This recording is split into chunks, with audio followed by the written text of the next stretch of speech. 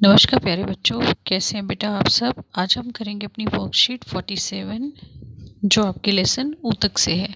बेटा आज हम पढ़ेंगे एपिडर्मिस के बारे में। पौधे अपनी रक्षा किस प्रकार कर पाते हैं। इस कार्य को करने के लिए पौधों में संरक्षी ऊतक होते हैं जो पौधे की पूरी सतह को ढके रखते हैं। इनका मुख्य कार्य पौधे को रक्षा प्रदान करना ही है। यह भी एक सरल ऊतक होते हैं, परंतु इनका कार्य संभरण ऊतकों से भिन्न होता है। यह 3 प्रकार के होते हैं, एपिडर्मिस, स्टोमेटा एंड कॉर्क। तो देखिए बेटा, एपिडर्मिस पौधों के सभी भाग जैसे कि फूल, पत्ती, तना, जड़ की बाहरी सतह कोशिकाओं की एक परत से ढकी रहती है और इस परत को क्या कहते हैं, एपिडर्मिस।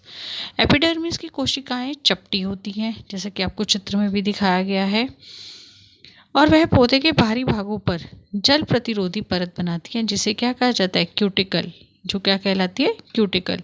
मरुस्थलीय पौधों में यह एक मोम जैसा जल रोधी पदार्थ बनती है जिसे हम क्या कहते हैं, क्यूटिन कहते हैं, जो पौधों में जल की हानि और परजीवी कवक से रक्षा करती है।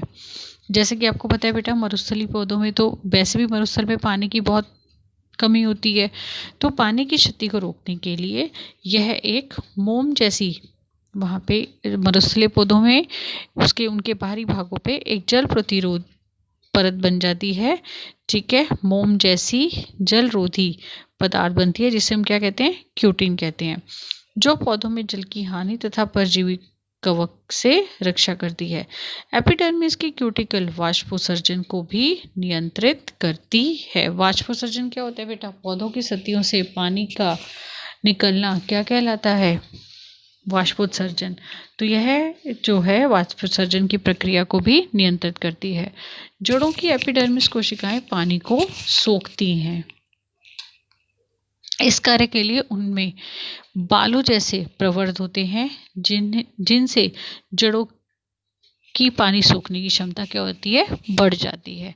देखिए बेटा, मैं आपको एपिडर्मिस का दिखाती हूँ। देखिए बच्चे, ये आपको चित्र दिखाया गया है।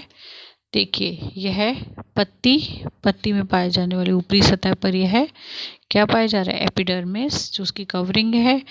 ठीक है, यहाँ पे देखिए, ये एपिडर्मिस का जो चपटे आकार की है, यहाँ पे आपको दिखाया गया क्लोरेन्काइमा, ये एपिडर्मिस। ठीक है, अगला देखिए बच्चे, स्टोमेटा।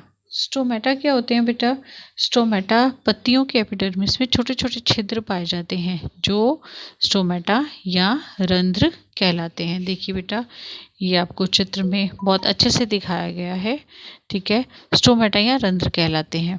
इन्हें वक्र के आकार की कोशिकाएं घेरे रखती हैं। ये देखिए बच्चे, ये कोशिकाएं इनको घेरे रखती हैं जिन्हें रक्षी कोशिकाएं कहते हैं और जिनका कार्य रंध्र को बंद करना तथा खोलना है।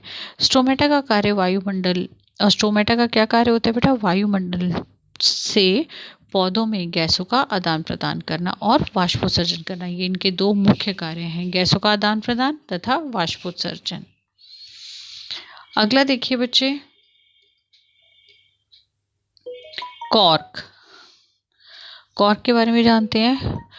पौधों की लगातार वृद्धि के कारण जड़ और तने में मौजूद एपिडर्मिस एक दूसरे ऊतक कॉर्क में बदल जाते हैं। मतलब लगातार पौधे में जो वृद्धि के कारण जो जड़ और तना होता है, उसमें जो एपिडर्मिस मौजूद होते हैं वह किस में बदल जाते हैं, कॉर्क में। और यह पौधों पर बहुत सी परतों वाली छाल का निर्माण करते हैं। कॉर्क की कोशिकाओं के बीच में क्या पाया जाता है, एक रसायन पाया जाता है जिसे सोबेरिन कहते हैं। ठीक है, और इस रसायन के जमाव के कारण कोशिका की भित्ति क्या हो जाती है, मोटी हो जाती है। सुबेरिन इन छालों को हवा एवं पानी के लिए अभेद बनाता है। आइए बेटा, प्रश्न पे नजर डालें। देखिए, संरक्षी ऊतक किन्हें कहते हैं और यह पौधों में कहाँ पाए जाते हैं। बेटा, संरक्षी ऊतक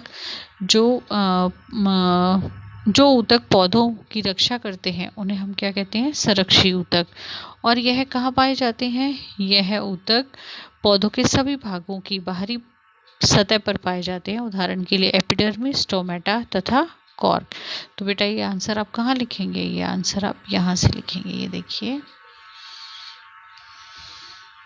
पौधों में संरक्षी ऊतक होते हैं जो इसको पूरी तरह ढके रखते हैं, इसकी रक्षा करते हैं, और यह 3 प्रकार के होते हैं। ये बेटा आपका फर्स्ट का आंसर। सेकंड क्वेश्चन, एपिडर्मिस के कार्य बताइए बेटा। एपिडर्मिस के कार्य जो हैं वह पौधों के क्या कहलाएंगे? एपिडर्मिस के कार्य जो हैं वह पौधों के बाहरी भागों को ढकती है तथा उनकी रक्षा करती है। एपिडर्मिस की क्यूटिकल वाष्पोत्सर्जन को नियंत्रित करती है और जड़ों की एपिडर्मिस जो है वह जल को सोखती है। तो बेटा आपको ये यहाँ से आपको सारा लिखना है कि एपिडर्मिस जो है वह कहाँ पाया जाता है। एपिडर्मिस ये यहाँ तक लिखेंगे आप, ठीक है। और उसके बाद आप लिखेंगे यह बाहरी भागों में, यह आप बच्चे पूरा लिखेंगे, ठीक है। ये आपका आ गया सेकंड का आंसर। थर्ड क्वेश्चन देखिए बेटा, स्टोमेटा पौधों में कहाँ स्थित होते हैं और इनके 2 कार्य लिखिए। तो जो स्टोमेटा होते हैं बेटा वह पत्तियों की एपिडर्मिस में पाए जाते हैं। ये तो आप ये लिखेंगे पत्तियों की एपिडर्मिस निचले भाग में, ठीक है। एपिडर्मिस में छोटे छोटे छिद्र होते हैं जिन्हें स्टोमेटा कहते हैं। और इसके कार्य क्या है? वायुमंडल से गैसों का आदान प्रदान तथा वाष्प उत्सर्जन। बेटा ये आपका थर्ड का आंसर है। फोर्थ का आंसर देखिए, कॉर्क के सख्त होने का क्या कारण है और यह पौधों को किस प्रकार से, इससे पौधों को किस प्रकार से लाभ मिलता है बेटा।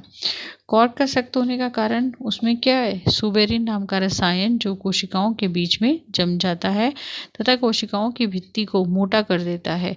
इससे पौधों को मजबूती मिलती है और सुबेरिन छालों को हवा तथा पानी के लिए अभेद भी बनाता है। तो बेटा आपको ये सारा लिखना है, ठीक है। तो ये आ गया आंसर 4। तो ये थी बच्चे आज की आपकी वर्कशीट, ठीक है। उम्मीद करती हूँ आपको समझ आई होगी। तो वीडियो को लाइक करो, शेयर करो, चैनल को सब्सक्राइब करो। थैंक यू बच्चे, टेक केयर।